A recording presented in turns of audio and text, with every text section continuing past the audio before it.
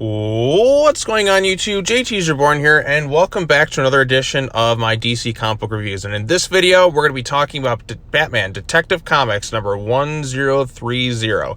Mirror, mirror on the wall, Batman's downfall will be the greatest of all. So this is the follow-up to issue 1029. I started covering this because a lot of people kind of requested me to talk about it because it's dealing with the fall to a lot of the stuff that happened in the Teen Titans books. So I covered it. The last issue we saw basically the very end of that issue was Batman coming back to the Batcave and realizing his black casebook file was stolen by Damian, who's recently gone rogue, if you've read the Teen Titans books, and he's going off to trying to, I guess, track him down. So let's go ahead and talk about this thing. It's also dealing with the new mayoral candidate named Nakano, who's lost his eye during the events of Joker War and is a vendetta against masks. And we also have this new character known as the Mirror, who really doesn't show up in this issue, I think, all things considered, who's also like kind of doing the same thing, anti-masks and vigilantes and stuff. It's clearly got to be Nakano. If it's not him, I don't know who it could be. But anyways, let's go ahead and talk about this issue. So remember where we last left off.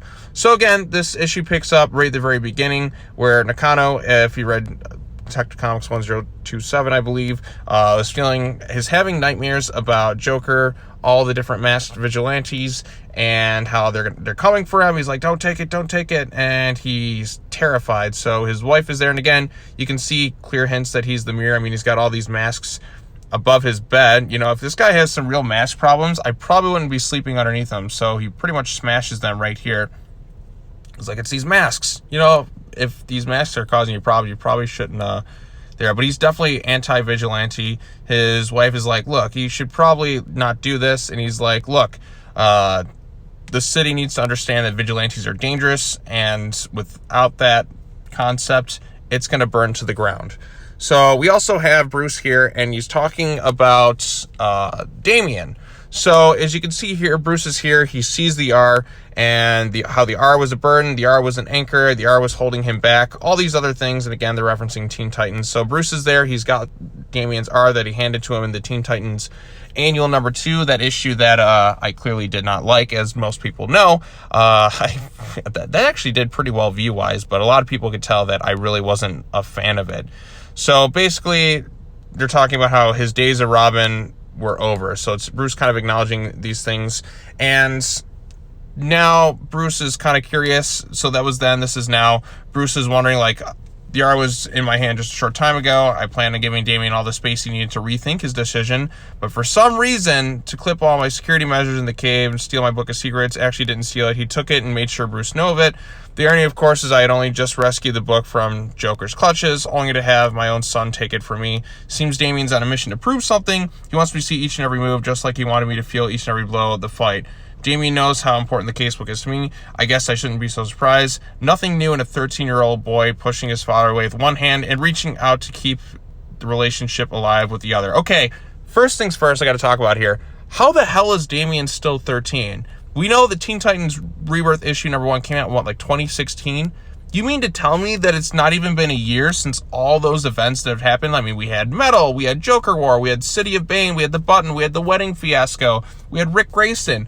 And you mean to tell me that all of that has happened within a year?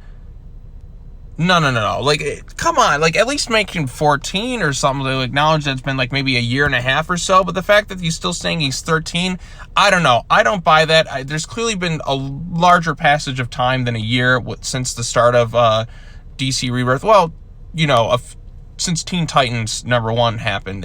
There's no way. I can't fathom that all of that happened in less than a year. I just can't fathom that at all. But Bruce acknowledging that, like, he's pushing him away, but still trying to hold on to that because he wants his dad to notice him. But even Bruce is kind of acknowledging that, you know, I tried to do the same thing to Alfred back in the day, pushing him away, but still kind of reaching out. So that's kind of what Damian's doing.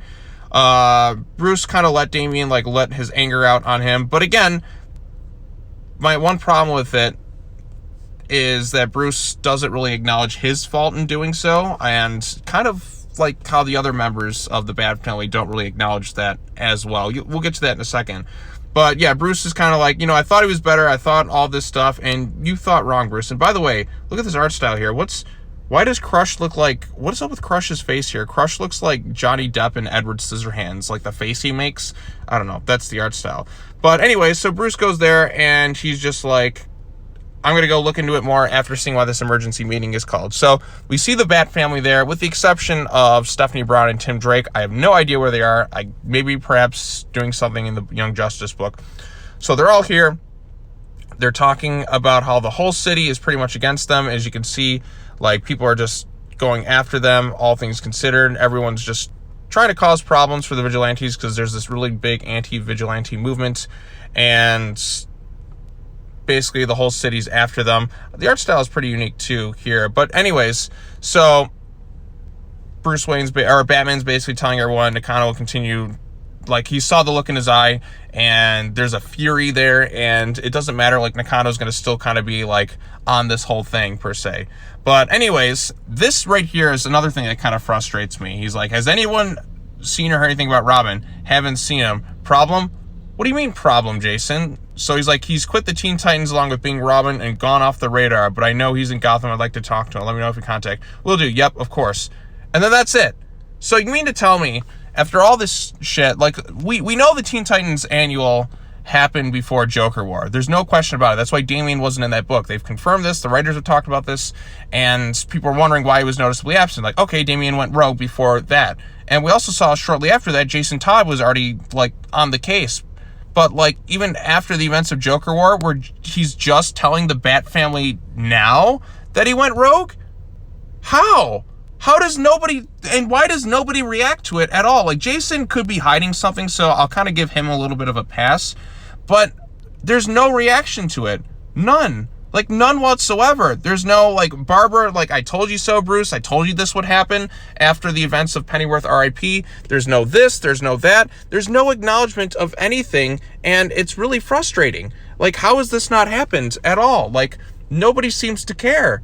Not one fucking person seems to care about any of this, and it really is kind of frustrating, all things considered. I'm just wondering, like, why does nobody seem to care at all, and how this happens. So, again, this is kind of frustrating on my part, how the Bat family doesn't seem to react to Damian's disappearance at all, and how, like, nobody seems to care about, like, anything that's happening.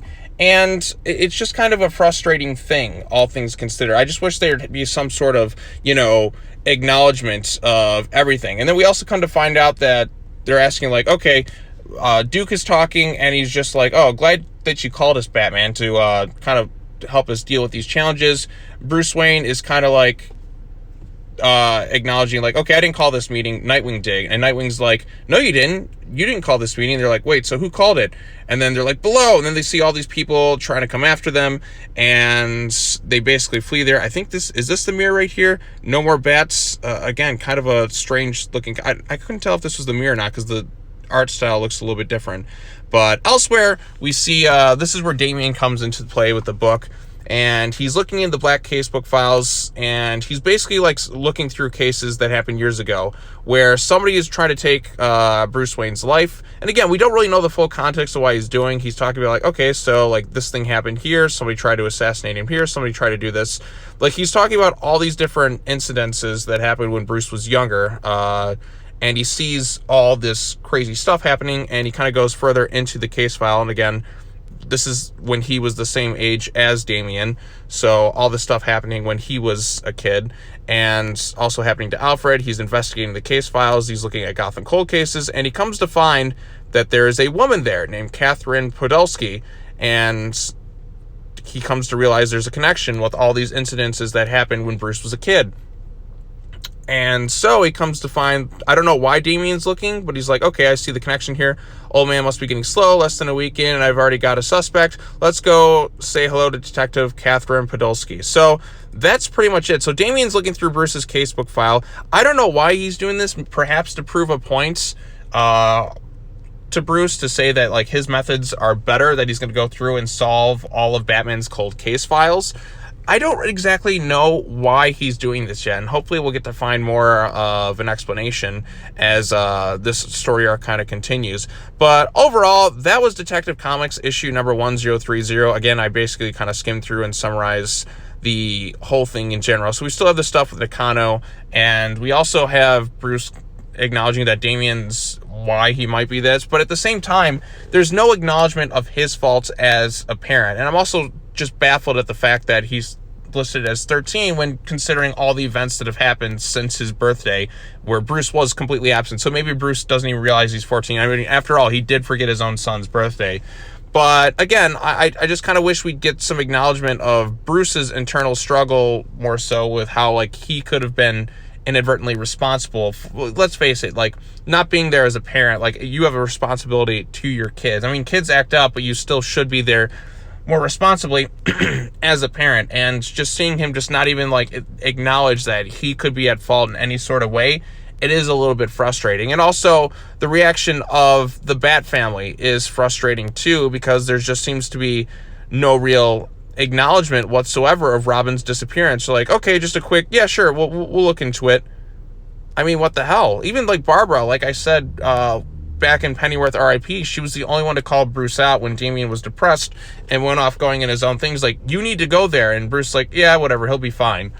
And again, like, there's no, like, I told you so moment or any of that, or even Nightwing considering their relationship. And I'm just surprised this is written by Tomasi, and I expect a little bit better.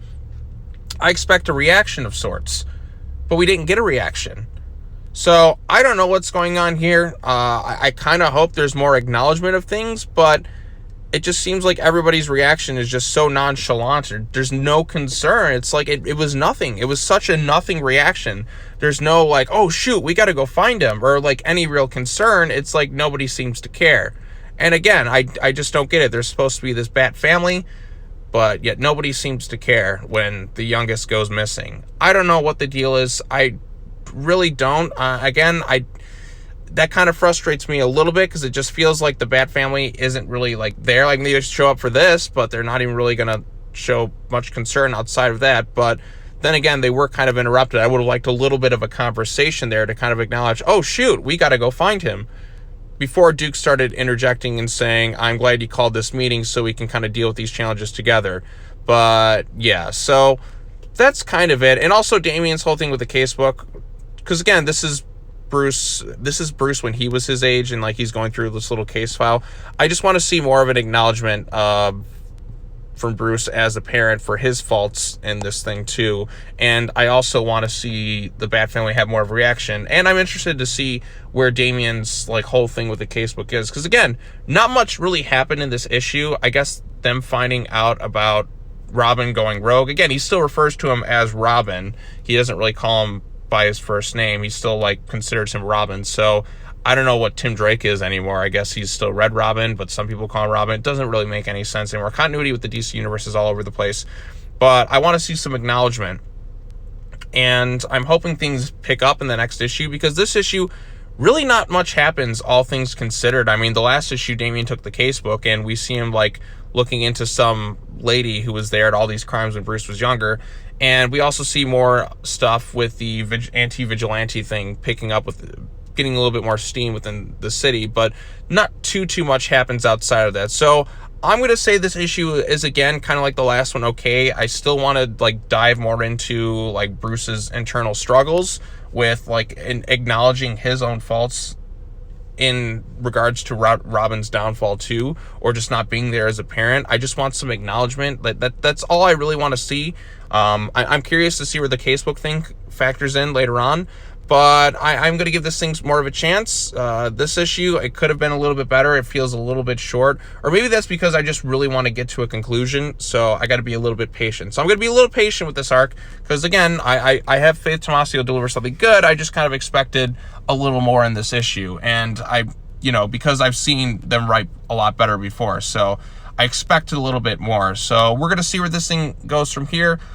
Issue 1031 should pick up the pace a little bit because we're going to get, I know in December things will pick up more, and I saw Hush is supposed to factor in, so it could be Hush doing all these things in the casebook. I don't know. We're just going to have to wait and see. But anyways, what are your thoughts on Detective Comics 1030? Let me know in the comment section down below. Be sure to hit the bell for notifications, like this video, share it with your friends. And as always, take care now. Bye-bye then, and I'll see you all in the next video. Peace.